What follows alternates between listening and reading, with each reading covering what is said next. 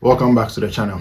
Today what I want to talk about is Liverpool's season so far and what I think about the rest of the season. Now, before I begin, let me first say that I think Liverpool wouldn't have done any worse if we didn't have any coach this season. I don't think we would have done any worse because there are performances so far. It doesn't look like a team that has a coach, a team that has a plan. It is almost as if every game, depending on what players are feeling and how good they feel about themselves and how crucial they think the game is, they turn up and play accordingly. So I'm looking at games where Liverpool really put up very good performances and games where we fail to show up. And clearly you can see there's a pattern that shows that in the games that are quite low stakes, games where you expect Liverpool to win, the players themselves also expect that they'll go in and win the game. And there's almost some sort of arrogance. I heard someone talk about this. There is a lot of arrogance. So they think we played well against Galatasaray. It was a big game when we were able to turn up. So we are going to go to Brighton and Hove Albion and thump them, even without having to run or work hard. So we can do this. Let's go and do it. And you don't really see any touch from the coach. And that is quite surprising because this manager is one manager whom I thought had it all when it comes to motivating players, getting players to play consistently, put up good performances on a weekly basis. Because his record shows that he's coached teams that didn't have winning mentality. But after he walked into the building, he brought a winning mentality. AZ Alkmaar, Feyenoord. And I don't think that is something you can lose all of a sudden. Something that can go away all of a sudden. So maybe I'm thinking that is what the Liverpool hierarchy is looking at and seeing that this hasn't happened to the manager before, and as a result we can't really put all the blame on him because every club he's turned up, he's been able to transform the club, move it from where they were to a much better level. So what is happening to Liverpool now may not necessarily be all on him. But at the same time, when you flip the coin and look at the other side, what you see is that because the manager hasn't been in a similar position before, I'm beginning to think that he's struggling to turn the situation around. He's really struggling to find ways in which he can motivate the squad and ways in which he can bring consistency to the team because the players themselves are struggling. The issue here is not the coach. The coach or the manager hasn't really done anything fundamentally to affect the way the team performs. I think the problem starts with the players, but it is up to the manager to be able to turn things around, to be able to help the players bring up or bring out the best in them. And he hasn't been able to do that because going back to what I was saying earlier, not having a coach. If we didn't have any coach, the game against Galatasaray, the players themselves knew it. They didn't need the manager to motivate them. Intrinsically, the players were going to be motivated. They were going to run. They were going to hand down the Galatasaray team. So I'm thinking to myself, suppose we didn't have any coach on the touchline. The players just went in there and played. Wouldn't they have been able to put up that performance they put? But against Brighton, against Wolves, if there wasn't any coach, I think they would have done similar to what they did. And so I really ask myself, what has been the effect of Arne Slot on this team this season because I haven't seen it. When you look at his past record, his previous teams, he always has an effect, and you can see it. It is clear. His final teams didn't play like this.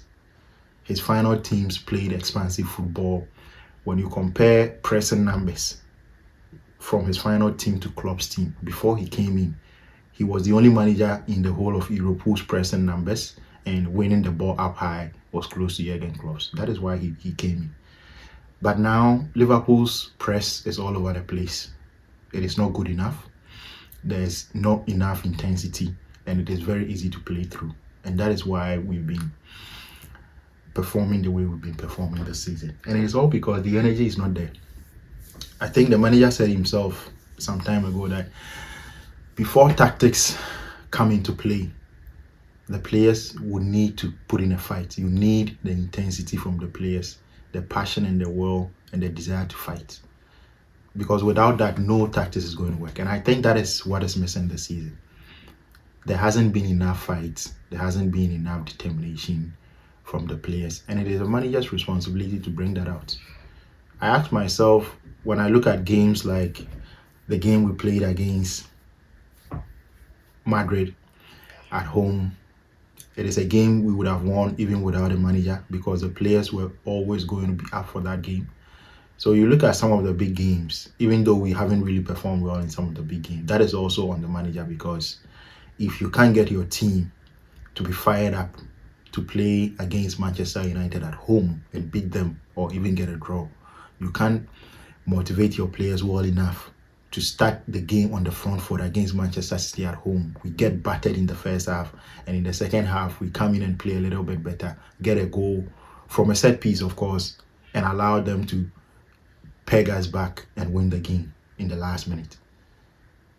For me, that is a big failure of the coach. And another thing is that when I look at the way in which we play, it is almost as if the players have been thrown out there to figure it out themselves. So that is why I go back to my point. If Liverpool didn't have a manager, would we have performed any worse? So far this season, I don't think we would have. So I think probably for the rest of the season, we should allow the manager to go and sit home somewhere, relax with his family. If we don't want to sack him, just allow the manager to get out of the team with his backroom staff. Allow the players to come in every day, train on their own, and then go and play the games. Because I don't think we'll do any worse than what we are doing right now. So for me, there is no point having a manager, basically. The way we've been performing and what we've seen recently from the team doesn't look like a team that has a manager, a team that is being coached in a way that allows them to perform on a consistent basis. Because you don't see the plan. The players themselves don't know what the plan is. They go out there and they try to figure it out themselves. They try to do things off the cuff. When you look at our attack, we get into the final third on a consistent basis. But the problem has always been in the final third, what is the decision making? What is the thought process? What is the rehearsed patterns that we want to implement? There is none. And so we struggle to create chances. We struggle to create quality chances on a consistent basis. And we struggle to play with speed because they are thinking about what they are doing. So when we get into the final third, there's always too many bodies in the final third. The manager keeps going on and on and on about low blocks. We didn't face a low block against Brighton, but they beat us square and fairly, and they should have won by more than 2 goals. So the problem has nothing to do with the opposition. And I think sometimes the managers don't tell us the truth. And Slot said himself that he knows the reason why we struggled in the game against Brighton, but he's not going to discuss that. So it means that whatever he's been saying, he knows the actual problem and he's been dancing around it. He's not going to tell the media for them to jump on it and begin to disrupt the team. But in any case, they don't need the disruption of the media to perform worse. They are already doing worse, and I don't think they can do any worse because the media says A or B. So I think for the rest of the season, we have a quarter-final game in the Champions League against PSG, home and away. I don't have any belief that Liverpool are going to go through. But at the same time, I do think that right now you cannot say that there is a difficult game or an easy game for Liverpool. In the FA Cup, we face Manchester City in the quarterfinal as well. There is no way of saying whether that is a difficult game or an easy game, because you do not know when Liverpool are going to turn up. Sunderland hadn't lost any game at their home ground this season. Liverpool were the first team to go out there and beat them. Nottingham Forest away, Liverpool managed to get a 1-goal win over there. And I thought there was no chance Liverpool were going to win that game. So when you think they are going to fail, they show up. And when you think they are going to show up, that is when they disappoint you. So for me, for the remainder of the season, I have no expectations. I don't expect us to finish in the top 5. I don't expect us to go anywhere beyond the quarterfinals of the FA Cup or the Champions League. So for me, it is a dead season. I just watch the games for the sake of watching them. I don't expect anything. If they win, they win.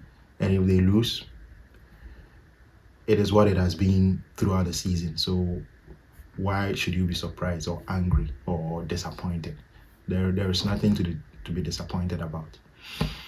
The only thing that I worry about is that if we keep playing the way we are playing and finish the season this way, next season is not going to be any better. We are going to begin next season the same way, and it is going to continue like that. There is not going to be a bounce back next season. Unless we finish this remaining part of the season strongly, next season we should forget about it. As long as Anna Slot is here, the season is going to be ups and downs, and there will be more downs than ups. So thank you for watching the video.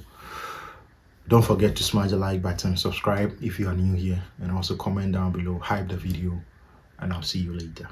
Catch you.